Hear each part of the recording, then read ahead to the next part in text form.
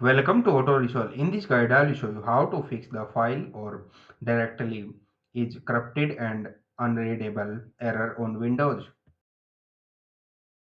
Fix 1. Restart your PC. Step 1.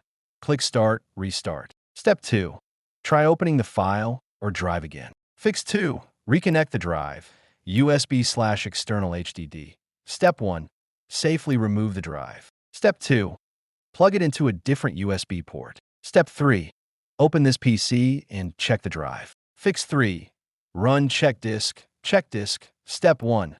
Press Windows plus X, terminal, admin. Step 2. Type check disk X/F/R.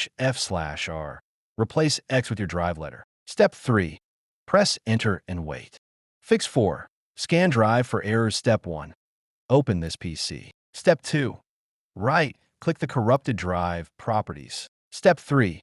Go to Tools, check Scan drive. Fix 5. Use Command Prompt to repair files. Step 1. Open Command Prompt, admin. Step 2. Type SFC/scan now. Step 3.